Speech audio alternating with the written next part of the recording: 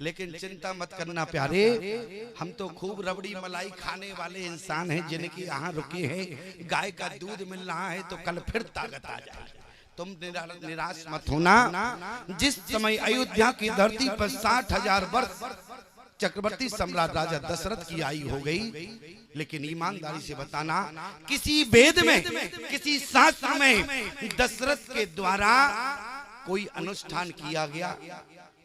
अरे आज किसी का विवाह होता है और 2-4 साल यदि संतान का अभाव रहे तो दंपति को चिंता होती है, और कहीं 2-4 साल और बीत जाएं तो परिवार वालों को चिंता होती है, और कहीं 2-4 साल और बीत जाएं तो मोहल्ले में भी चर्चा होती है।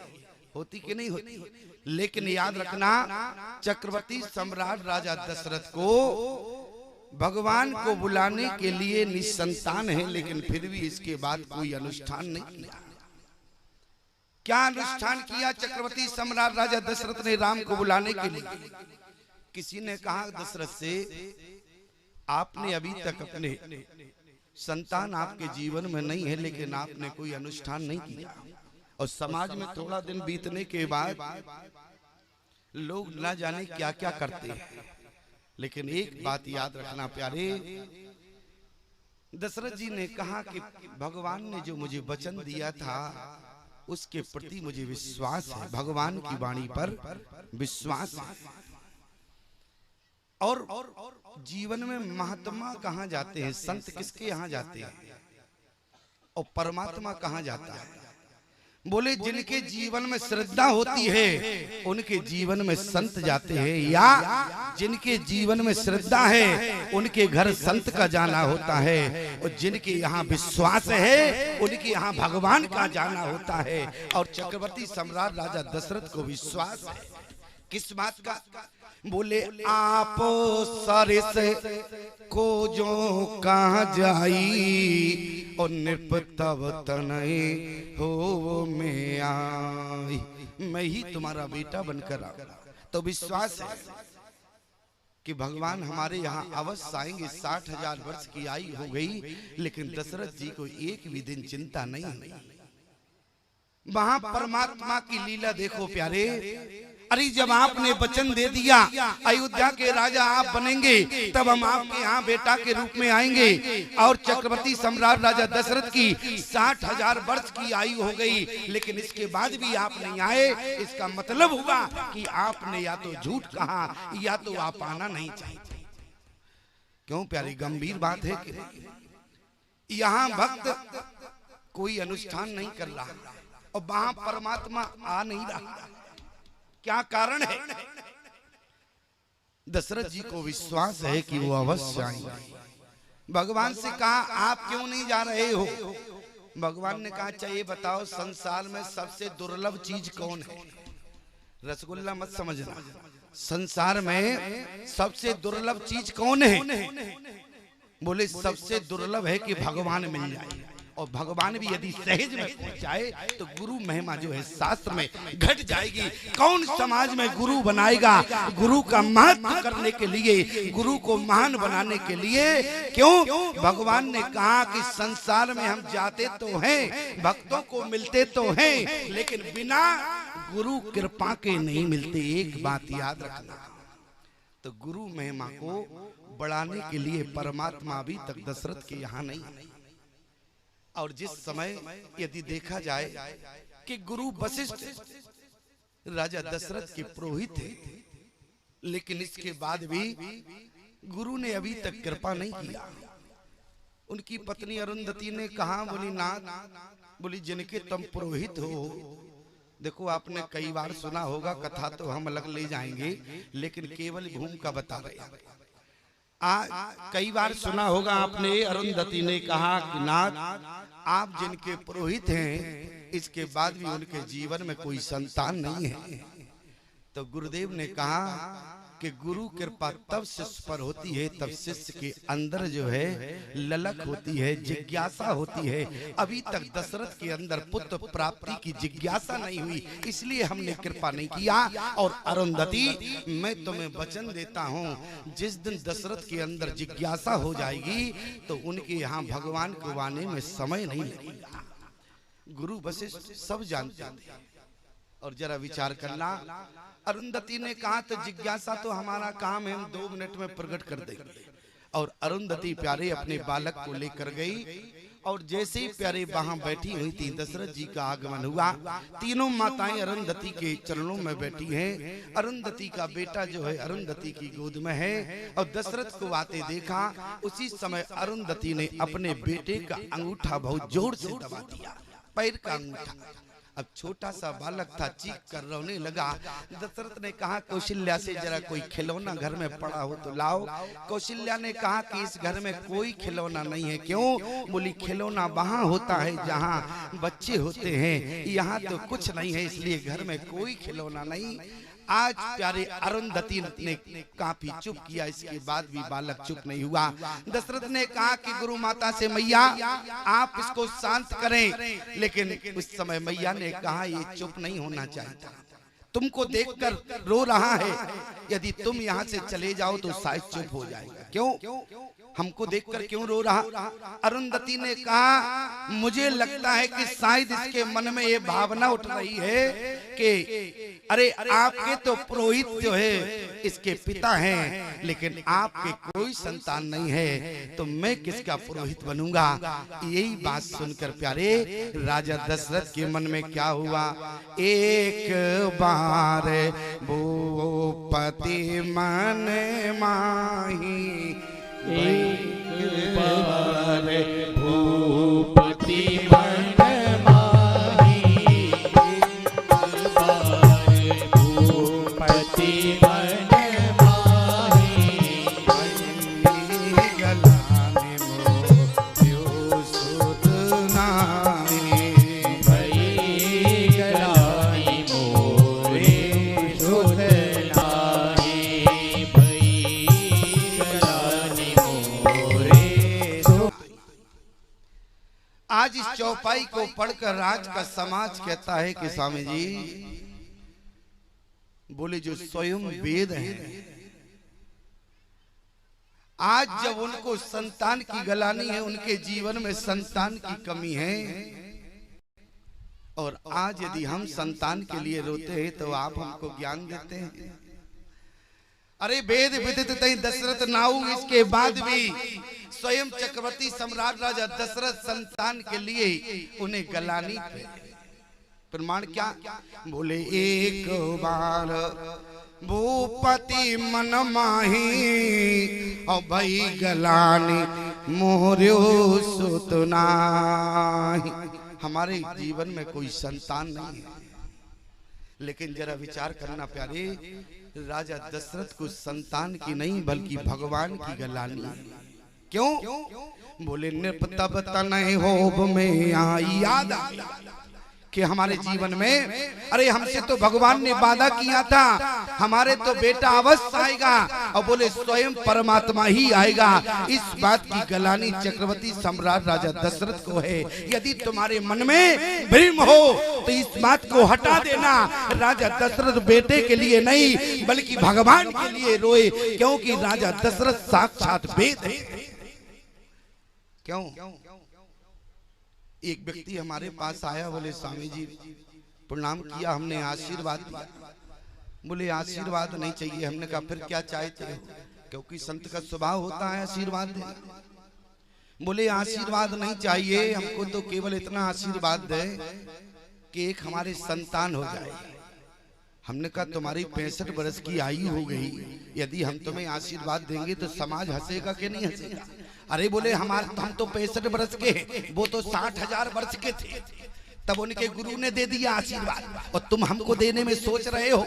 हमने कहा दशरथ जी साधारण पुरुष नहीं थे। और एक बात याद रखना प्यारे, मैं आपसे निवेदन पुनः करूं, चक्रवर्ती सम्राट राजा दशरथ संतान के लिए नहीं बल्कि उनके हृदय में भगवान के लिए गलानी। लेकिन आज समाज की प्यारी सबसे बड़ी विडंबना है। आज का समाज प्यारे, आज का समाज कन्हैया के लिए रोता है। क्यों? आज का समाज कन्हैया के लिए रोता है, लेकिन आज का समाज प्यारी कन्या के लिए नहीं रोता। लेकिन जरा विचार करना, यदि हमारे जीवन में जब तक कन्या नहीं होगी, बेटी नहीं होगी, तो हम बहू की कामना कहां से कर सकते हैं? क्यों?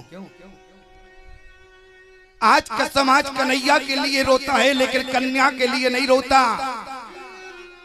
हमारी बात को ध्यान से सुनना प्यारे, आप एक संसारी पिता हैं।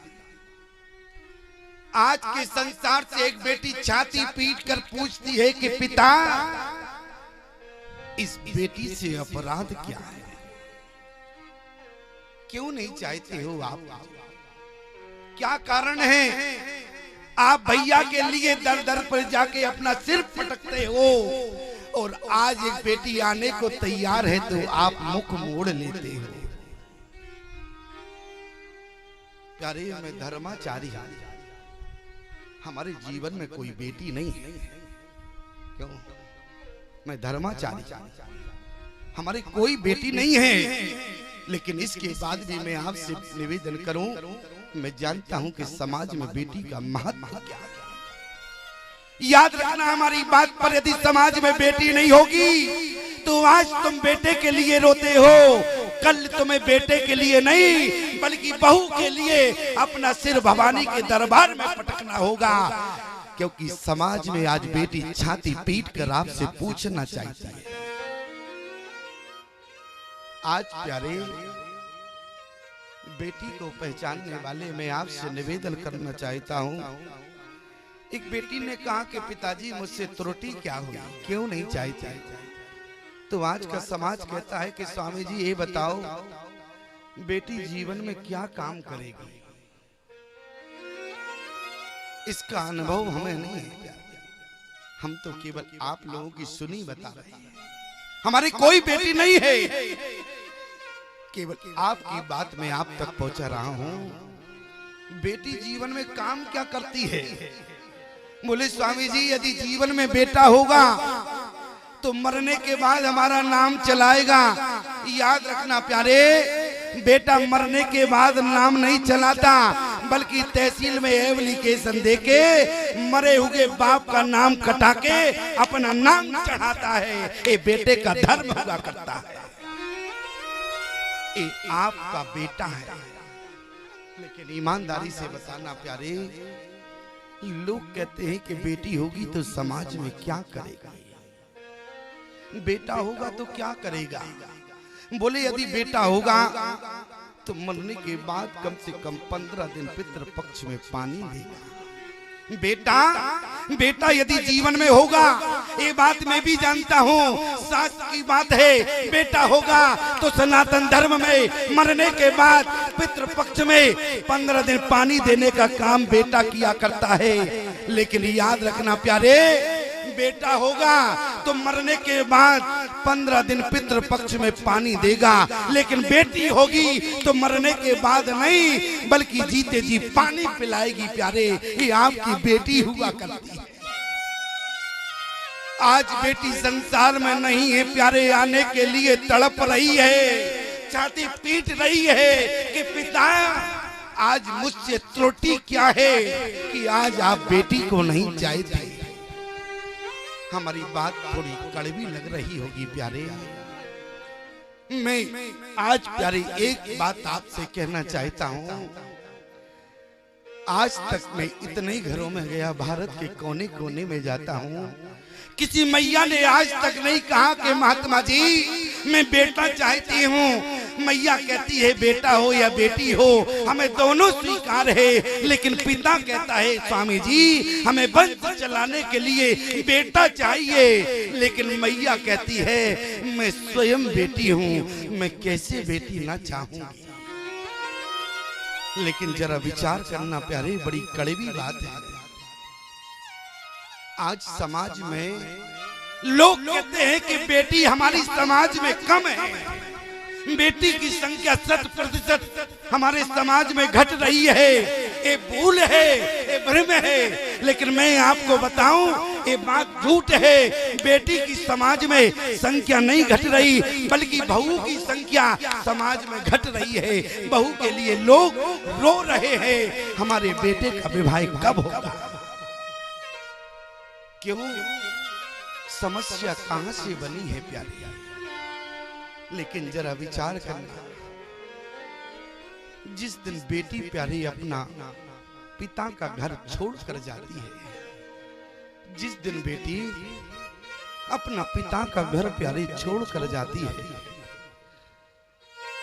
जिस बेटी को 9 महीने गर्भ में रखने वाली उसकी मां हुआ करती है, जिस बेटी को 9 महीने गर्भ में रखा जिस मां ने, आज जब उस आंगन से बेटी जाने लगी प्यारी, तो बेटी अपनी मां की छाती से दौड़ कर लग जाती है। मां की छाती से लगने के बाद बेटी ने हाथ फैलाए कि मैया, ये बेटी आज तुमसे भीख मांग रही है। बेटी तुमसे भीख मांग रही है। लेकिन प्यारे, मैया ने कहा कि बेटी,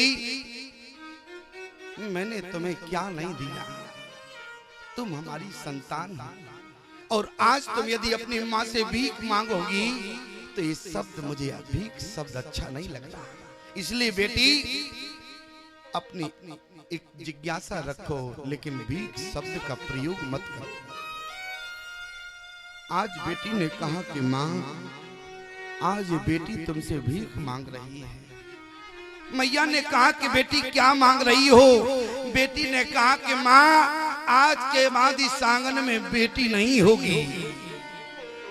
आज के बाद इस आंगन में एक तुम्हारी बेटी नहीं होगी। आज एक बेटी तुमसे हाथ फैला के भीख मांग रही है। मां ने कहा, बेटी क्या मांगना चाहती हो। बेटी ने कहा कि मां, मैंने अपनी आंखों से देखा, तुमने पूरे जीवन जो है परिवार का ध्यान रखा, पूरे जीवन जो है अपने हाथों से परिवार को भोजन बना के खिलाया। माँ, तुमने पूरे जीवन परिवार का ध्यान रखा, लेकिन आज ये बेटी हाथ फैला के भीख मांग रही है। मैया, आज के बाद हमारे जाने के बाद तुम परिवार का ध्यान रखना या न रखना, लेकिन मेरे जाने के बाद हमारे पिता का ध्यान अवश्य रखना। ये बेटी तुमसे भीख मांग रही है। एक बेटी जाने के बाद प्यारे परिवार में किसी की चिंता एक बेटी को नहीं होती है। आप हमारी बात को शायद ना समझ पाए, लेकिन एक माँ है, एक बेटी है, समझती है। ईमानदारी से बताना, गांव का यदि कोई इनके ससुराल पहुंच जाता है तो ये कहती है सबसे पहले, भैया हमारे बाबूजी कैसे हैं। अरे जिस माँ ने गर्भ में रखा, लालन पालन किया, लेकिन बेटी ने माँ की सुध नहीं ली, बल्कि पिता की सुध सबसे पहले ली। और आज ही प्यारे संसार में एक पिता बेटी को नहीं चाहता। मैं आपसे निवेदन करूं प्यारे, मैं धर्माचारी हूं, हमारे कोई बेटी नहीं है, लेकिन एक बात कान खोलकर सुनना प्यारे। बेटी मां से भीख मांगने के बाद दरवाजे पर निकली। दरवाजे की दहली पर उसका भाई खड़ा हुआ था। जिस भाई की कलाई पर एक बेटी ने पूरे जीवन राखी बांधी प्यारे, एक भाई की कलाई पर बेटी ने पूरे जीवन राखी बांधी प्यारे, आज भाई से भी हाथ फैलाकर भीख मांग रही है कि भैया आज तुम्हारी बहन आंगन को छोड़कर जा रही है। लेकिन आज एक भाई से कहा कि भैया तुमसे भी भीख मांग रही है। प्रतिवर्ष भाई की कलाई पर जब बहन राखी बांधती थी प्यारे, भाई प्रतिवर्ष कुछ ना कुछ देता था। तो ईमानदारी से बताना, जब बेटी का बाल्यकाल होता है, मैं उस समय की बात नहीं कर रहा हूं, जिस समय बेटी का बाल्यकाल से जब बेटी ऊपर जाती है प्यारे, उस समय बेटी अपने भाई से कुछ नहीं चाहती। राखी बांधने के बाद भाई ने कहा कि बेटी ये नेग होता है, लेकिन इसके बाद भी बहन कहती है कि भैया आज ये बहन कुछ नहीं चाहती, यदि तुम देना ही चाहते हो तो जब समय आएगा भी उस दिन हाथ फैला के तुमसे। आज एक बेटी घर छोड़कर जा रही लेकिन अपने भाई के आगे हाथ फैलाए कि भैया आज वो दिन आ गया, आज एक बहन तुमसे भीख मांग रही है। भैया ने कहा कि बहन क्या चाहती हो?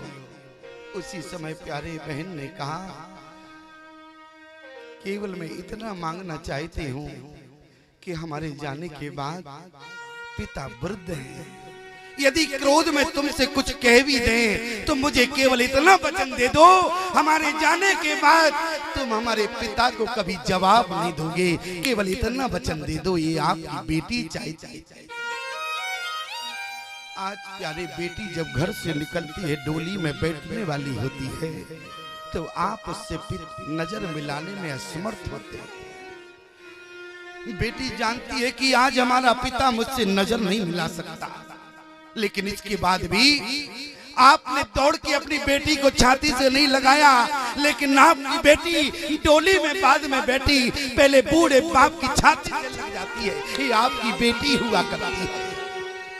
ईमानदारी से बताएं, 20 सभा में खड़ा होकर बता देना प्यारे, मैं स्वयं आपके गले में अपने हाथों से माल पहनाऊंगा। ईमानदारी से बताना, आपके नौजवान बेटे ने आज तक बूढ़े बाप को कभी छाती से लगाया कि पिता आप चिंतित क्यों हैं?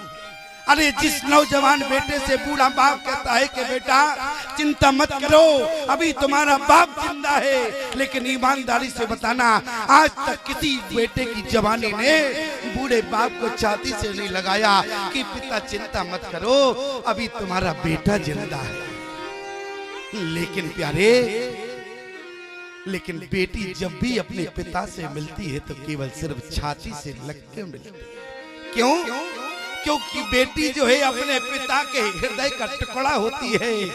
इसलिए प्यारे जरा विचार करना। बोले जासो ज्ञान रवि भवनी सिनासा, जासु ज्ञानी रवि भवनि विनाशा, भजन किरण मुनि कमल विकासा, भजन मुनि कमल विकासा। ऐसे विदेह राजजनक है, लेकिन इसके बाद भी बोले लीन राय और जिस समय बेटी को डोली में बिठाने लगे, किसी ने कहा कि जनक तुम साधारण व्यक्ति नहीं हो, बोले विदेह हो जिसका देह के प्रति कोई आकर्षण नहीं है। लेकिन इसके बाद भी जनक ने कहा आज मैं ज्ञानी हूँ, लेकिन आज मेरे सामने वैदेही है, इसलिए आज मैं ज्ञानी नहीं, आज तो एक बेटी का पिता रो रहा है। क्यों? बोले लीन राय और लाए जाने की मिट्टी महामर जान ज्ञान की, मिट्टी महामर जाद जान की, मिट्टी महामर जाद जान की। लीन राय और लाए जाने की मिट्टी महामर जाद जान की, मिट्टी महामर जाद जान की। जिस समय प्यारे विदेह राजजनक ने अपनी जानकी को डोली में बिठाया तो रो पड़ी। क्यों? बोले देखत ही सी मूरत को निज अंग विसूरत खूबन लागे, मंत्री सब मन मौन धरे मिथिलेश की मूरत जो मन एक कुल को भी धन्य कर दे। लेकिन इसके बाद बेटी की गारंटी है, मानस में सिद्धांत कहता है क्या? जिस समय विदेह राजजनक चित्रकूट की धरती पर पहुंचे, जिन वस्त्रों में जानकी को विदा किया, आज जानकी को उन वस्त्रों में नहीं देखा। बल्कि क्या देखा, तापस वेश जनक सिय देखी, तापस वेश जनक सिय देखी, भयो प्रेम पर तो सब सीखी, भयो प्रेम विशेषी, पुत्री पवित्र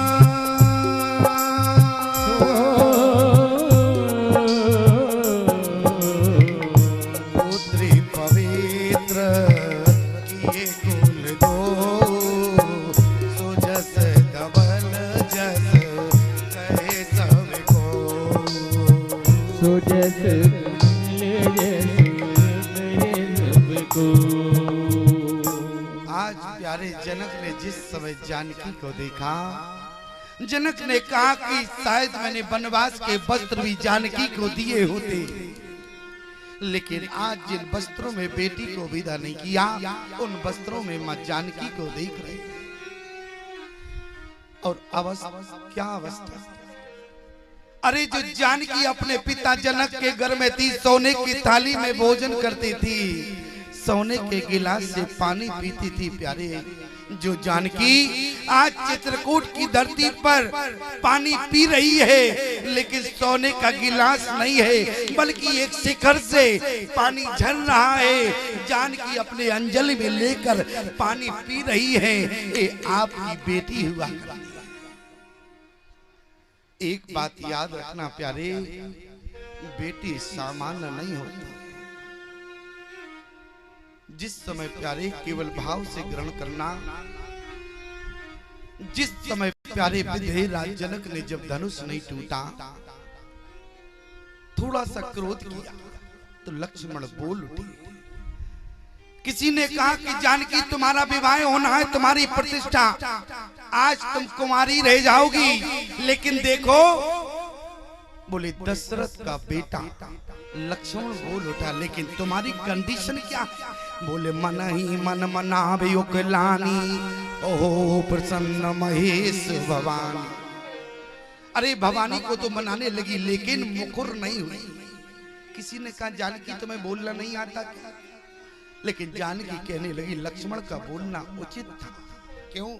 बोली लक्ष्मण बेटा की भूमिका में है, लेकिन मैं बेटी की भूमिका में हूँ। अरे बेटा बाप को जवाब दे सकता है, लेकिन बेटी जीवन में बाप से मुखर नहीं हो सकती। इसलिए मेरी मजबूरी है, मैं 20 सभा में उठकर खड़ी नहीं हो सकती। ए माँ जानकी है।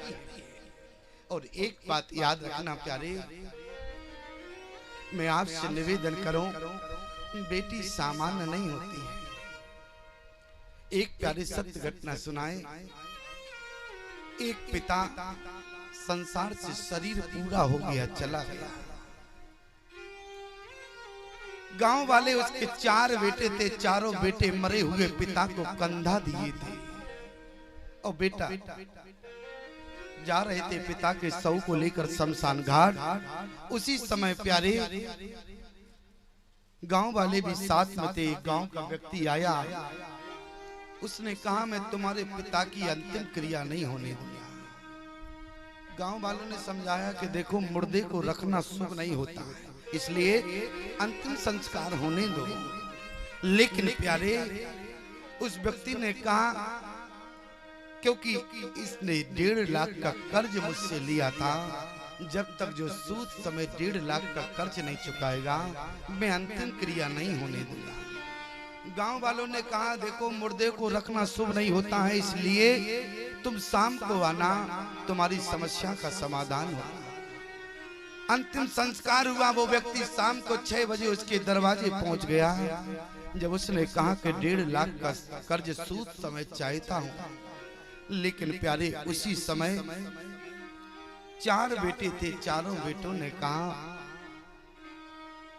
हमारे मरे हुए पिता जहां गए हो वहां से कर्ज ले लेना, मैं तुम्हारा सूद समेत वापस नहीं करूंगा, मूल ही वापस नहीं करूंगा। 4 बेटे थे, लेकिन इसके बाद भी किसी एक बेटे ने नहीं कहा कि मैं अपने मरे हुए पिता का कर्ज मैं चुकाऊंगा। अरे उस व्यक्ति और 4 बेटों में झगड़ा हो गया। झगड़ा इतना जोर से हुआ, आवाज अंदर तक गई, लेकिन 4 भाई थे, एक बहन थी। बेटी की कान में आवाज गई। बेटी ने कहा कि आज ही मेरे पिता का अंतिम संस्कार हुआ, आज दरवाजे पर झगड़ने कौन आ गया। उसी समय बेटी बाहर निकल कर आई। गांव वालों ने कहा कि बेटी ने कहा कि बात क्या है, क्यों झगड़ रहे हो हमारे भाइयों से। तो गांव वालों ने कहा कि बेटी, तुम्हारे मरे हुए पिता ने इससे 1.5 लाख का कर्ज लिया था और सूद समेत चाहता है कि कर्ज जो है वापस किया जाए। अंतिम संस्कार तो हो गया, लेकिन 10 घात 13वीं नहीं होने दूंगा। बेटी प्यारे, बेटी ने कुछ नहीं कहा। बेटी दौड़ कर अंदर गई और प्यारे ससुराल का श्री धन, अपना गहना लेकर उस व्यक्ति की हाथों में रख दिया। कहा कि भैया बेच कर हिसाब कर लेना, मेरे पिता ने 1.5 लाख का कर्ज लिया है और सूद समेत ये बेटी तुम्हारा कर्ज चुकाएगी। लेकिन उसी समय गांव वालों ने कहा कि बेटी, अरे तुम्हारे 4 भाई हैं, चारों भाइयों ने कर्जा देने से इनकार कर दिया, आखिर में तुम कर्जा क्यों चुकाओगी। उसी समय बेटी ने कहा कि मैंने डॉक्टर रामाधर जैसे ज्ञानियों से सुना है। क्या सुना है? जो मरने से पहले कर्ज लेकर जाता है, जो मरने से पहले कर्ज नहीं चुकाता, अगले जन्म में जाके गधा या बैल किसी का नौकर बनके कर्ज चुकाना पड़ता है। बेटी ने कहा, मैं नहीं चाहती कि मरने के बाद अगले जन्म मेरे पिता को किसी का नौकर या बैल बनना पड़े, इसलिए मरे हुए पिता का कर्ज मैं इसी जन्म चुका दूंगी। एक बेटी ने कहा, कर्जा मैं सूद समेत चुकाऊंगी। ईमानदारी से बताओ, कौन चाहता है कि अगले जन्म आप किसी का नौकर ना बने? बेटा नहीं चाहता, लेकिन एक बेटी चाहती है कि मरने के बाद हमारे पिता को किसी के घर का बैल न बनना पड़े।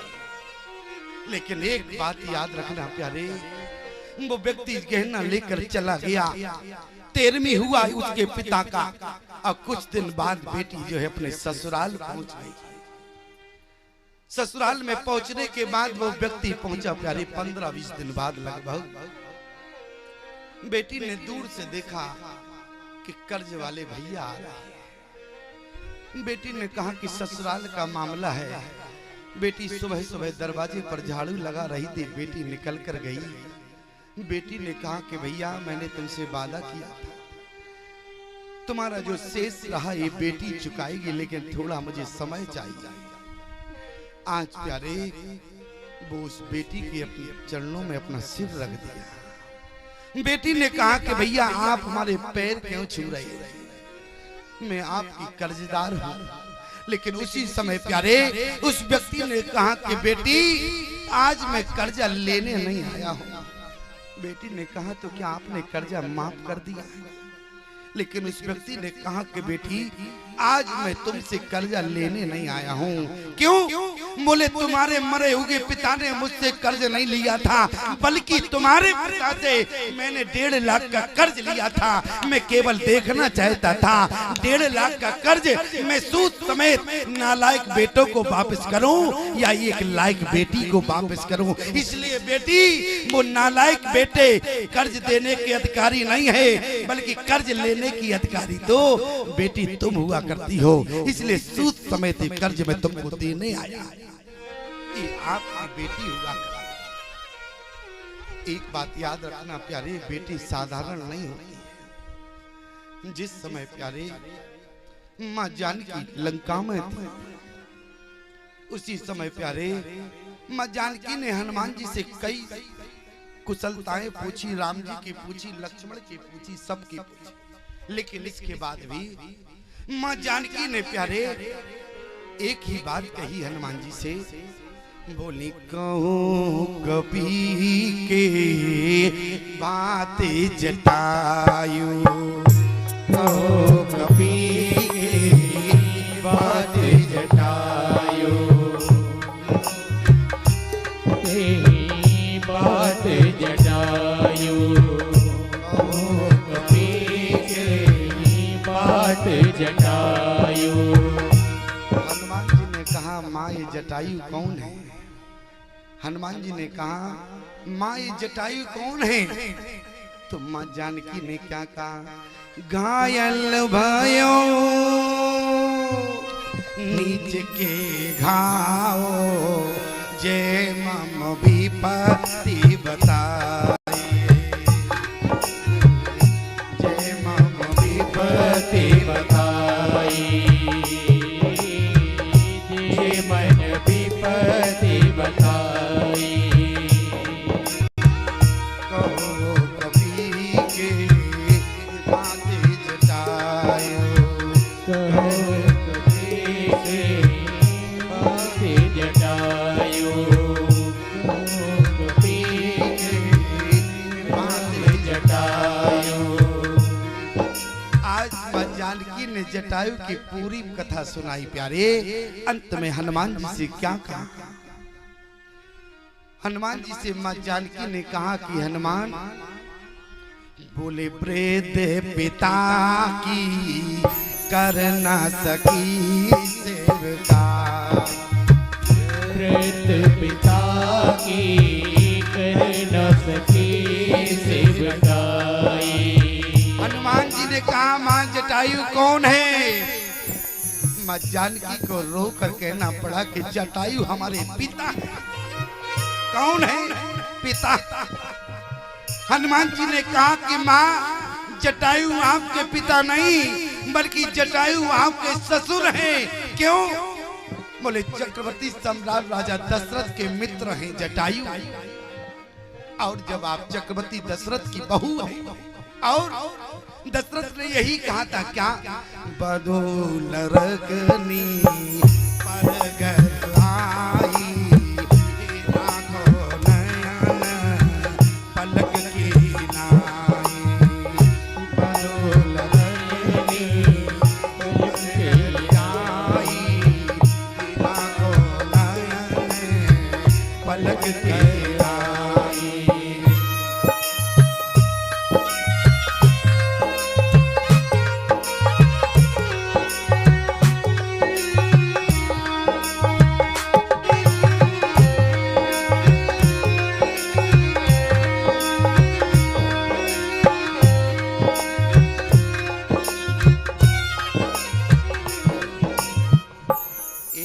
ध्यान से सुनना प्यारे। मां जटायु की पूरी कथा श्री हनुमान जी को सुना। बोली हनुमान जिस समय हमारा हरण हुआ गीधराज जटायु ने मुझसे बेटी कहा। बोले सीते पुत्री करस जन त्रासा और करियो जात दान करना सा। बोले सीते पुत्री कहा जटायु ने मुझसे। किसी ने कहा जटायु से भी पूछ दिया था कि जटायु तुम्हारी बहू मां जानकी हुई लेकिन तुमने बोले पुत्री शब्द का प्रयोग क्यों किया? क्या तुम्हारी जानकी बेटी है? तो जटायु ने कहा कि जानकी हमारी बहू है लेकिन फिर बेटी शब्द का प्रयोग क्यों किया? जटायु कहने लगे भैया तुम बताओ, मेरी जानकी बहू है और मैं रावण से जब युद्ध करने के लिए जाऊंगा और कहीं रावण से युद्ध होते हुए मैं अपनी बहू जानकी से स्पर्श हो जाऊंगा तो मेरी बहू का पातिव्रत धर्म नष्ट हो जाएगा। इसलिए गीधराज जटायु ने कहा मैंने अपनी बहू का पातिव्रत धर्म बचाने के लिए जानकी से बेटी का संबंध बना लिया है। एक गीधराज जटायु का चरित्र है। आज प्यारे गीधराज जटायु ने यही कहा। बोले सीते पुत्र करस जन त्रासा करियो जात धान करना। आज प्यारे मां जानकी ने यही कहा। बोली कहो कपि के ही भांत जटायु। जटायु कौन है? बोले जटायु हमारे पिता है। इसलिए बोले वृद्ध पिता की कर न सकी सेवका। पिता जब संसार से चला जाता है प्यारे, अरे मरे हुए पिता के पास उसका नौजवान बेटा भी खड़ा रोता है। मरे हुए पिता के पास उसका नौजवान खड़ा बेटा रोता है और उसके सिर के पास बैठकर एक बेटी भी रोती है। लेकिन जब गांव वालों ने कहा कि बेटे से बेटा तुम क्यों रो रहे हो, तो बेटा कहता है इस मरे हुए पिता ने इस बेटे के लिए कुछ नहीं किया इसलिए नेत्रों में आंसू है। ए बेटे का उत्तर होता है लेकिन जब बेटी से कहा गया कि बेटी तुम क्यों रोती हो, तो समाज की बेटी कहती है कि मुझ जैसी अभागिन संसार में कोई दूसरी बेटी नहीं होगी। क्यों? बोले अपने अंत समय में अपने पिता की सेवा न कर पाई, आज इसके लिए प्यारे आपकी बेटी रो रही है। मैं आपसे निवेदन करूं प्यारे, जब बाप बेटे का झगड़ा होता है तो समाज में कोई शांत करने वाला नहीं। बूढ़े माँ बाप गांव में होते हैं, शहर में उनका बेटा नौकरी करता है, और जब यहाँ पिता का फोन जाता है कि बेटा तुम्हारी माँ बूढ़ी हो गई, मुझसे भी अब कुछ नहीं बनता, अब अंत समय में तुम्हारे साथ रहना चाहता हूँ, तो बेटे का उत्तर आता है यहाँ कमरे 2 हैं, महंगाई का जमाना है, इसलिए मैं 5000 गांव में ही भेज दूंगा, लेकिन इंतजाम वहीं कर लेना, हमारे पास मत आ। बेटा कम आता है। एक बात याद रखना प्यारे,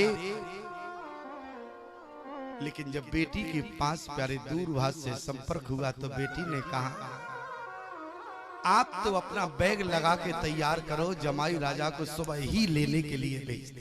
ये आपकी बेटी का उत्तर। जिस समय प्यारे समाज में बाप बेटे का झगड़ा होता है तो मोहल्ले वाले झगड़े को समाप्त करने में असमर्थ होते हैं। क्यों? क्यों? कौन नालायक बेटे से बात करेगा। लेकिन एक बात याद रखना, उस दिन बाप की छाती पर बहुत दुख होता है जिस दिन उसका जवान बेटा बाप से नजर मिलाता है। उस दिन बाप के कलेजे को बहुत कष्ट होता है। दुनिया का बाप चाहता है कि प्रभु आज आपने मुझे संसार से उठा लिया होता तो कम से कम इसकी आंख तो ना देखना पड़ता। लेकिन प्यारे, कभी कभी समाज में ससुर दामाद का भी झगड़ा होता है। कभी कभी समाज में ससुर दामाद का भी झगड़ा होता है। आप कहेंगे स्वामी जी ऐसा तो हमने कभी नहीं देखा कि बाप बेटे में दुनिया में झगड़ा होता, लेकिन ससुर दामाद में कहीं झगड़ा होता, ऐसा हमने नहीं देखा। लेकिन मैं बताऊं, एक घर में झगड़ा हो रहा था। झगड़ा कितना हो रहा था, बड़ी जम के झगड़ा हो रहा था। अच्छा, बेटी उस वक्त जो है अपने पिता के घर में थी। अच्छा, झगड़ा किस बात का था? झगड़ा केवल इतनी सी बात का था, दामाद ने पूछ दिया अपने ससुर से यहाँ से नर्मदा जी कितनी दूर है नर्मदा। ससुर ने कहा यहाँ से 15 किलोमीटर दूर होगी। दामाद ने कहा बोले नहीं, यहाँ से 17 किलोमीटर दूर है। अच्छा, एक बात बताओ, जब तुम जानते थे 17 किलोमीटर दूर है तो वे ससुर से पूछ क्यों रहे थे? क्यों? जब जानते थे तो पूछना नहीं चाहिए था। दामाद ने कहा नहीं, यहाँ से 17 किलोमीटर दूर है। ससुर ने कहा नहीं, 15 किलोमीटर दूर है, हमारा तो यहाँ जन्म हुआ और मैंने तो देखा है यहाँ से नर्मदा जी 15 किलोमीटर दूर है। झगड़ा इतना हुआ, बेटी अंदर से दौड़कर आई। बेटी ने कहा ये बताओ झगड़ क्यों रही हो? पिता ने कहा बेटी तुम्हें तो मालूम है यहाँ से नर्मदा जी कितनी दूर है? बेटी ने कहा हाँ, बात क्या है, बात बताओ। बोले यहाँ से नर्मदा जी 15 किलोमीटर दूर है और दामाद कहता है 17 किलोमीटर। बेटी अब तुम बताओ 15 किलोमीटर है कि नहीं है? अच्छा बेटी अब पक्ष किसका लेती? समस्या बहुत बड़ी हो गई कि नहीं? इसका मतलब हुआ कि आज बेटी की परीक्षा की घड़ी है कि बेटी जो है पति का पक्ष लेती है या पिता का पक्ष लेती है। लेकिन एक बात याद रखना, बेटी आपका हृदय का टुकड़ा है, इसलिए बेटी किसी दूसरे के हृदय का पक्ष नहीं, अपने हृदय का पक्ष लेती है। बेटी ने समझाते हुए कहा अपने पिता से, बोले पिताजी ये बताओ, आपने इसको दान दिया, दहेज दिया, सब कुछ दिया और 2 किलोमीटर और दे देते तो झगड़ा ही समाप्त हो जाता। क्यों भाई? झगड़ा कितना था? केवल 2 किलोमीटर का था। इसलिए याद रखना प्यारे, बेटी को समाज में पहचानने की कोशिश करना, और जिस दिन आप बेटी को जान जाएंगे प्यारे, उस दिन आपको बहू के लिए भगवान से प्रार्थना नहीं करना पड़ेगा। इसलिए मैं कहता हूं कि भगवान से बहू के लिए नहीं बल्कि एक बेटी के लिए प्रार्थना करो। जिस समय एक बात याद रखना, लोग कहते हैं कि चक्रवर्ती सम्राट राजा दशरथ जो है बेटे के लिए, किसके लिए रोए? बोले एक बार भूपति मन माही और भई गलाने मोर्यो सुतनाई। आज प्यारे चक्रवर्ती सम्राट राजा दशरथ केवल भगवान के लिए, और जिस समय प्यारे लोग कहते हैं और भगवान भी केवल प्यारे इसी का इंतजार कर रहे थे कि जब तक दशरथ के ऊपर गुरु कृपा नहीं होगी तब तक जो है भगवान नहीं जाएंगे, क्योंकि गुरु महिमा नहीं देंगे। इसलिए गोस्वामी जी को क्या लिखना पड़ा, बोले गुरु ग्रह गए तुरंत चले गए। कब गए? तुरंत। इसका मतलब हुआ विलंब नहीं किया, तुरंत चले गए। और जैसे ही गए बोले गुरु ग्रह गयो तुरत मही पाला, चरण लाग कर विनय विशाला, निज दुख सुख सब गुरु ही सुनायो। देखो हम तो केवल चौपाई पढ़ रहे हैं, भाव तो सुनी चुके होंगे, अब भाव नहीं बचे होंगे। अब तो हम आगे का सुनाएंगे। क्या सुनाएंगे? बोले निज दुख सुख सब गुरु ही सुनायो, बोले कहे वशिष्ठ बहु विधि समझायो, बोले दाराओ धीर हुई सुत चारी, और तिरुमन विदित भगत भयहारी। लेकिन एक मैं निवेदन करूंगा आपसे। राजा दशरथ ने कहा गुरुदेव मुझे क्या करना पड़ेगा? अब देखो यदि ये कूलर चलेगा तो ये माइक पर बोलने में हमें लोड पड़ेगा, ठीक है। और वैसे ही प्यारे हम जो है हार्ट के पेशेंट हैं, और ज्यादा लोड पड़ेगा तो क्या होगा, फिर जो है प्रतिष्ठा का भंडारा नहीं होगा, भगवान की स्थापना, फिर तो हमारा ही भंडारा होगा। इसलिए हम सोचते हैं हमारा बाद में हो, पहले जो है भगवान की प्रतिष्ठा का हो, ठीक है ना। मैं आपसे निवेदन करूं, मैं केवल इतना कहना चाहता हूं प्यारे, और आप भी विचार करना। जिस समय राजा दशरथ ने कहा गुरुदेव अब हमें क्या करना होगा, बोले तुम्हें कुछ नहीं करना, अब सब हम कुछ करेंगे। राजा दशरथ निश्चिंत हो गए, बोले ठीक है आप करेंगे। अच्छा गुरुदेव आप करेंगे, कुछ हम भी करें तो? बोले नहीं तुमको कुछ नहीं करना है। क्यों? बोले हम तुम्हारे पुरोहित हैं, और पुरोहित का मतलब होता है जो पूरा पूरा हित करे, उसी का नाम पुरोहित होता है। क्यों? पुरोहित का मतलब है जो जजमान का पूरा पूरा हित करे, उसी का नाम पुरोहित होता है। लेकिन जरा याद रखना प्यारे, मैं आपसे निवेदन करना चाहता हूँ। बोले उसी समय वशिष्ठ ने क्या किया, बोले श्रृंगी ऋषि अरे वशिष्ठ बुलावा, और पुत्र काम शुभ जग करावा। वशिष्ठ ने कहा राजन मैं तुम्हारा पुरोहित हूँ, वैसे तो मैं तुम्हारा पुरोहित बनना नहीं चाहता था। क्यों? क्योंकि वशिष्ठ जो है ब्रह्मा के मानस बेटा है, मानस पुत्र है। और जिस समय ब्रह्मा ने आदेश दिया कि वशिष्ठ तुम्हें रघुकुल का पुरोहित बनना है, तो वशिष्ठ ने इनकार कर दिया। वशिष्ठ ने कहा बोले ओ पुरोहित अरे कर्मवती मंदा, और वेद पुराण स्मृति करना। आज पुरोहित बनने के लिए इनकार कर दिया, लेकिन जैसे मेरे पिता ब्रह्मा ने कहा इसी रघुकुल में निर्गुण निराकार ब्रह्म आएंगे, तो मैंने स्वीकार कर लिया मैं रघुकुल का पुरोहित अवश्य बनूंगा, और इसी दिन का इंतजार कर रहा था। इसलिए राजन तुम्हें कुछ नहीं करना है, अब तो ये तुम्हारा पुरोहित करेगा। क्या कहा? बोले श्रृंगी ऋषि वशिष्ठ बुलावा, और पुत्र काम शुभ जग करावा। अब थोड़ा सा विचार केवल इतना करो, पुरोहित का मतलब क्या जरूरी था दूसरे को बुलाने का? अरे खुद पुत्रेष्टि क्या कमी थी क्या? क्यों? वशिष्ठ में कोई कमी थी क्या? अरे वशिष्ठ जैसे ज्ञानी साधारण नहीं, ब्रह्मा के मानस बेटा है, लेकिन इसके बाद भी बोले श्रृंगी ऋषि अरे वशिष्ठ बुलावा। वशिष्ठ ने श्रृंगी ऋषि को क्यों बुलाया प्यारे? पुत्रेष्ट यज्ञ क्यों नहीं किया? इसका मतलब हुआ या तो वशिष्ठ को पुत्रेष्ट यज्ञ करना नहीं आता था। इसका हम तो यही तात्पर्य लगाएंगे और क्या कहेंगे। अच्छा हम किसी से कहें आओ सत्यनारायण की कथा का, क्यों? और वो भी अपने जजमान की, अरे जब हम पुरोहित हैं तो हम ही सत्यनारायण की कथा करें। लेकिन क्यों? यदि हम किसी शास्त्री को बुलाएं इसका मतलब हुआ कि हम सत्यनारायण की कथा करने में कहीं ना कहीं असमर्थ है। तो क्या कारण है कि श्रृंगी ऋषि को बुलाना पड़ा? वहां पर पुत्रेष्ट यज्ञ क्यों नहीं किया वशिष्ठ ने प्यारे? जबकि वशिष्ठ के लिए क्या कहा गया?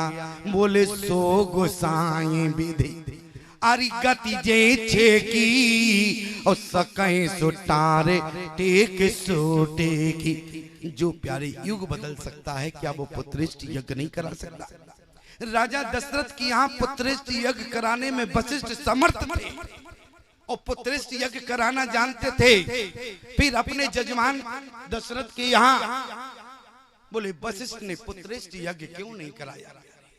इसलिए नहीं कराया क्योंकि जिस समय अयोध्या के राजा मनु थे, ध्यान से सुनना, और उस समय पुत्रेष्ट यज्ञ हुआ। अच्छा, पुत्रेष्ट यज्ञ का मतलब ये नहीं होता है कि निसंतान हो, पुत्रेष्ट यज्ञ हो तो संतान। पुत्रेष्ट यज्ञ का मतलब होता है संतान आपके कितनी भी हो, लेकिन पुत्रेष्ट यज्ञ विशेष संतान की प्राप्ति के लिए पुत्रेष्ट यज्ञ होता है। विशेष संतान की प्राप्ति के लिए पुत्रेष्ट यज्ञ होता है। और जिस समय मनु की इच्छा हुई विशेष पुत्र की प्राप्ति के लिए पुत्रेष्ट यज्ञ कराना चाहा, तो वशिष्ठ ने पुत्रेष्ट यज्ञ का संकल्प लिया और पुत्रेष्ट यज्ञ किया। और उसी समय प्यारे राजा रानी ने संकल्प लिया।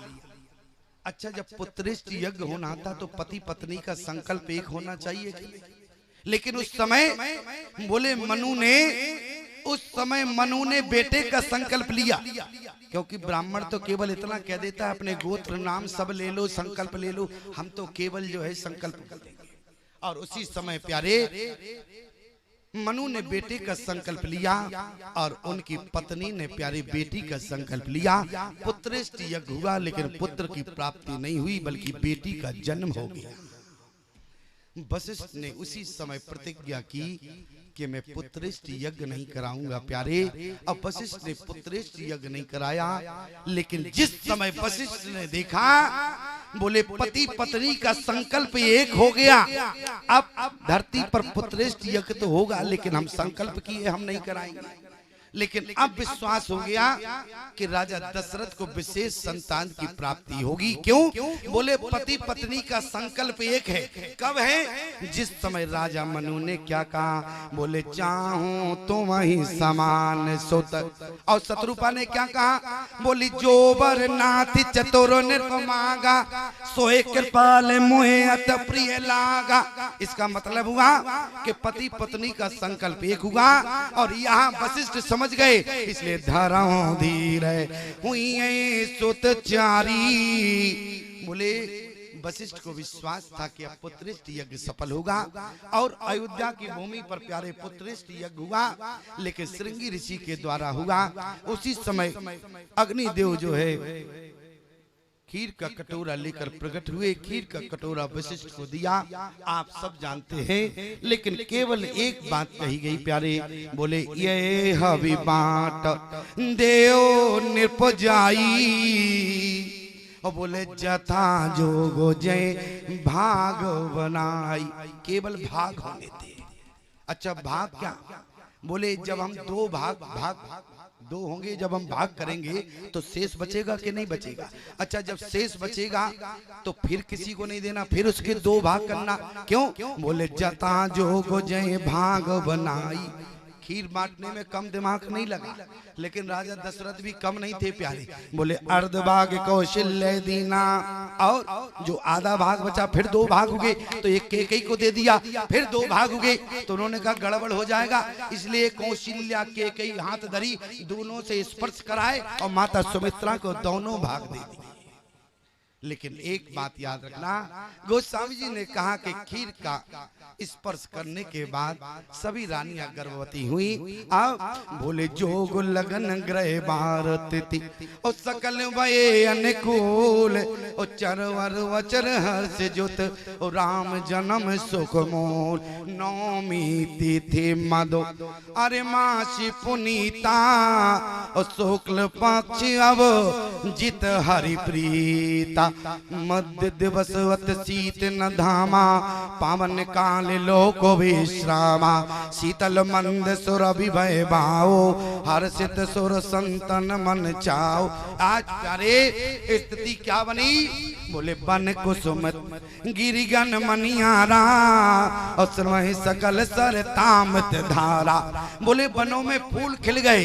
किसी ने कहा बनों के फूल से तुम क्यों खिल गए, प्रसन्न तुम क्यों हो? बोले अयोध्या में राम आ रहे हैं। लेकिन उसी समय बन के फूलों ने कहा भले ही अयोध्या में आ रहे होंगे लेकिन रहने के लिए तो वन में आएंगे, इसलिए हम पहले से प्रसन्न हैं। और आज स्थिति बनी, सारे देवता कौशल्या के भवन में प्रकट हुए। भगवान ने कहा ब्रह्मा जी से इनको जल्दी ले जाओ। ब्रह्मा जी ने कहा कहाँ जावे? बोले अपने घर में जावे। देवताओं ने कहा घर कहाँ है? बोले ब्रह्मांड में है। तो बोले ब्रह्मांड कहाँ है? बोले रोम रोम प्रति लागे कोट कोट ब्रह्मांड। इसलिए देवता कहीं नहीं गए, भगवान के रोम में कहाँ समा गए? वही रोम में समा गए। और जैसे प्यारे परमात्मा चतुर्भुजी रूप में प्रकट हुआ, मां कौशल्या ने 4 भुजाओं के रूप में देखा। भगवान से कहा बोली तजो तात यह रूपा। भगवान ने कहा मां जो आज्ञा करो, क्योंकि हम तो आज्ञा का पालन करने ही आए। और भगवान ने कोई ऐसी आज्ञा नहीं है जिसका उल्लंघन न किया हो। मां कौशल्या ने क्या कहा? बोली तजो तात यह रूपा। भगवान ने कहा चलो हटा दिया। इसके बाद कहा बोले कीजिए शिशु लीला। भगवान ने कहा शिशु लीला, तो भगवान शिशु भी बन गए। अब बोली लीला तो और करो। भगवान ने कहा शिशु बन गए, अब और क्या लीला? बोली थोड़ा रोना और प्रारंभ करो। मैया कौशल्या ने कहा थोड़ा रोने का। भगवान ने कहा मैया लोग क्या कहेंगे, परमात्मा भी कभी रोता है। माँ कौशल्या ने कहा कैसे नहीं रोओगे? राम जी ने कहा हम नहीं रोएंगे, क्यों परमात्मा नहीं रोता? माँ कौशल्या ने कहा प्रभु जब भक्त आपके लिए रो सकता है तो क्या आप भक्त के लिए नहीं रो सकते? और जैसी भक्त की बात कही भगवान को रोना पड़ा। भगवान ने कहा मैया ये बताओ कितनी देर तक रोवे, ये भी तो बताओ कितनी देर तक रोवे? तो राम जी ने कहा मैया कितनी देर तक रो? तो माँ कौशल्या ने कहा राम जी से बोले जब तक रोना। बोले कब तक? बोले जैसे भक्त रोकर आपको बुलाता है, इसी प्रकार से आज हमारे भवन में जब तक रोना, जब तक अयोध्या के सारे भक्त आपके पास ना जाएं। आज सारे भक्तों को रुलाकर अपने पास बुला लो। गोस्वामी जी ने क्या कहा? आज प्रभु रोने लगे, रोदन ठाना। और जैसे ही भगवान ने रोना प्रारंभ किया, अच्छा जितने भक्तों के पहले कान में आवाज गई भगवान रोने लगे। भक्तों ने कहा प्रभु अब जब तुम ही रोने लगे, हमारा काम तुमने ले लिया तो हम क्या करें अब? क्यों जब हमारा काम तुम ले लोगे तो अब हम क्या करेंगे? अच्छा एक काम की बात पर याद आ गई थोड़ी सी बात, लेकिन रहने दो नहीं तो आगे प्रसंग बिगड़ जाएगा, क्योंकि समय भी बहुत हो गया है। कहाँ गया? हाँ समय हो गया 6:31 और ज्यादा समय हम लेंगे तो क्या होगा? बोले यहाँ हमारी घड़ी भी खिसकेगी और यहाँ ये भी खिसकने लगेंगे। इसलिए हम सोच रहे हैं अच्छा तुम्हारी जितनी तारीफ करें उतनी कम है। क्या कम है? हमारी घड़ी तो बराबर खिसक रही लेकिन तुम नहीं खिसक रहे। इसका मतलब हुआ कि तुम सोता नहीं हो, श्रोता हो। अच्छा श्रोता का मतलब क्या होता है? बोले घड़ी का काम खिसकना है, श्रोता का काम सुनना। कब तक? जब तक कथा होती रहेगी तब तक श्रोता बैठा रहेगा। लेकिन एक बात याद रखना प्यारे, क्यों? अगर भागना भी चाहोगे प्यारे, मैं आपसे निवेदन करूं ईमानदारी से बताओ, घड़ी तो आपके हाथ में है तो क्या घड़ी तुम्हारे हाथ में? पल घड़ी किसी के हाथ में नहीं। लेकिन मैं आपसे निवेदन करूं, आज भगवान से भक्तों ने कहा कि प्रभु आपने हमारा काम ले लिया, हमारा काम था रोना, अब आप हमारी जगह रोने लगे। भगवान ने कहा भक्तों से अब हम रो रहे हैं, अब आज के बाद तुमको नहीं रोना है। बोले फिर कौन रोएगा? भगवान ने कहा एक केवल मैं रोऊंगा और या तुमको रुलाने वाला रोएगा। कौन? बोले जो अपराध अरे भगति कर करही और राम रोसी के सो जराई। अब तो तुम्हें रुलाने वाला रोएगा। और भक्तों ने कहा प्रभु ठीक है अब आप रो रहे हैं तो हमको क्या करना होगा? उसी समय भगवान ने क्या कहा? बोले अब तुम्हें रोना नहीं है। बोले फिर क्या करे? बोले यह चरित्र जे गावे अरे हरि पद पावे और ते न परे भव कूपा। अब तुम्हें रोना नहीं है, अब तो तुम केवल हमारे चरित्रों को श्रवण करना, हमारे चरित्रों का गान करना, तुम्हें वैकुंठ अपने आप मिल जाएगा प्यारे। और इसी प्रकार से गोस्वामी जी ने क्या कहा? बोले शिशु सब रोदन अरे परम प्रिय बानी और संभ्रम चलिया ई सब रानी। संभ्रम कहते हड़बड़ी में आ गई और जैसी जल्दी जल्दी में दौड़ी। देखो समाधान कर दे नहीं तो बेटा और बेटी में फंसे रहोगे, बेटा और भगवान में। क्यों? जिस समय राजा दशरथ के पास दासी दौड़कर आई, दासी ने कहा महाराज आपके यहाँ बेटा हुआ। प्रमाण क्या है कि दशरथ के कान में आवाज क्या गई? बोले दशरथ पुत्र जन्म सुनि काना। प्रमाण तो मिल गया। प्रमाण क्या है? बोले दशरथ पुत्र जन्म सुनि काना। और दासी ने भी यही कहा। लेकिन प्यारे उसी समय दशरथ जी ने स्पष्ट कर दिया, नहीं तो दुनिया के लोग भी यही कही। दासी से कहा कि दासी हमारे यहाँ बेटा नहीं हुआ। दासी ने कहा 60,000 वर्ष में हुआ इसलिए तुम घूम रहे हो। क्यों? 60,000 वर्ष की आयु में बेटा हुआ इसलिए तुम्हें विश्वास नहीं हो रहा, पागल हो चुके हो।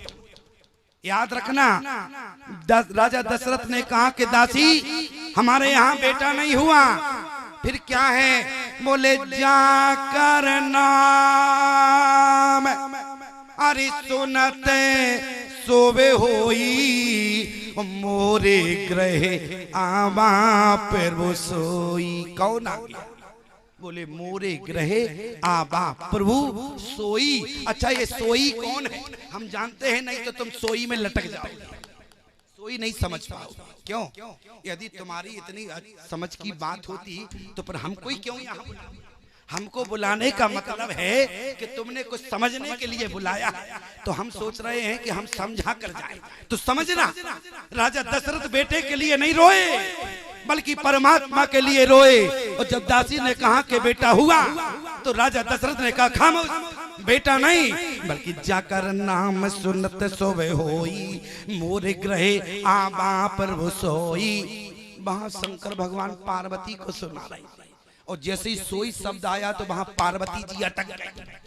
पार्वती जी ने कहा स्वामी ये बताओ, कथा आगे बाद में करना, ये सोई क्या है? सोई कौन आ गया? कौन है सोई? अभी स्पष्ट नहीं हुआ। लेकिन एक बात याद रखना, शंकर भगवान विचार करने लगे जब सती रूप में थी, क्योंकि शंकर भगवान का एक रूप पंचानन है। पंचानन का मतलब समझते हो क्या है? 5 मुख है। पंचानन का मतलब 5 मुख। शंकर भगवान ने कहा जब सती रूप में थी तो हमने एक मुख से कहा क्या?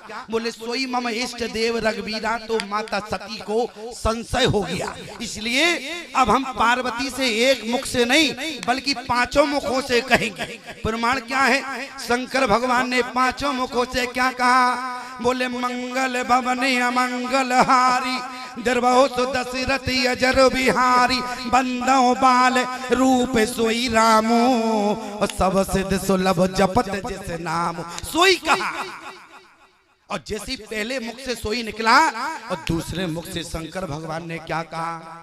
बोले जास कृपावश अरे ब्रह्म बेट जाई और गिर जा सोई कृपाल रघुराई। दूसरे मुख से कहा और तीसरे मुख से शंकर भगवान ने क्या कहा? बोले पुरुषो प्रसिद्ध प्रकाश निधि और प्रगट पराबर नाथ और रघु कुल मनि मम स्वाम सोई और कैसे वो नायो मात। तीसरे मुख से कहा और चौथे मुख से क्या कहा? प्रमाण क्या है? बोले विषय करण सोरो अरे जीव समेता और सकल एक ते एक सचेता सब कर परम प्रकाशक जोई राम अनादि अवधपति सोई। फिर सोई कहा 4 मुख से। अब 5वें मुख से शंकर भगवान ने विस्तार में कहा। प्रमाण क्या है? बोले विस्तार में कहा कि कौन आ गया? पार्वती ने कहा कौन है? शंकर भगवान को कहना पड़ा बिनु पद चलई सुनई बिनु काना कर बिनु करम करई विधि नाना आनन रहते सकल रस भोगी बिन बानी बकता बड़ जोगी तन बिन परस नयन बिन देखा ग्रही ज्ञान बिन बास अशेषा अस सब भांति अलौकिक करनी मैं मजास जाए नहीं बरनी जई में गावई बेदी बुद्धि अरि जाई दरे मुनि ध्यान और सोई दशरथ सुत भगत हित और कौशलपति भगवान। इसलिए बोले राम सो परमात्मा भगवान। बोले राम जी परमात्मा हैं। अच्छा बताओ स्पष्ट हो गया कि नहीं? अब कोई संशय रहा? अब तो सब समझ गए। अच्छा देखो हमारी बात समझ में आ गई हो तो ठीक है, और ना समझो तो तुम बुद्धू हो। क्यों? अच्छा ईमानदारी से बताओ, बुद्धुओं को कोई समझा सकता है क्या? क्यों? अरे जो दिमागदार होते हैं वही तो समझ सकते हैं, और निराट बुद्धू हो गए तो कौन माई के लाल समझा सकता? कोई नहीं, हम ही हार जाएंगे। और भगवान ने क्या कहा? बोले मूर्ख बुद्धू के सामने तो तुम ही हार जाना, अन्यथा बोले तुम निपट जाओगे। इसलिए याद रखना प्यारे, आज उसी समय राजा दशरथ ने क्या कहा? बोले जाकर नाम अरे सुनत सुबह होई मोरे ग्रहया महाप्रभु सोई। इसलिए अब बजने दो। बोले क्या बजे? तो उसी समय राजा दशरथ ने क्या कहा? बोले परमानंद अरे पूर मन राजा और कहाँ बुलाओ बजाओ बाजा। क्यों? भगवान राम प्रकट हो गए हैं। इसलिए याद रखना, राजा दशरथ के यहाँ संतान के लिए नहीं रोए बल्कि परमात्मा के लिए रोए। प्रमाण क्या है? बोले जाकर नाम, अरे जिसका नाम लेने से जीवन में शुभ ही शुभ होता है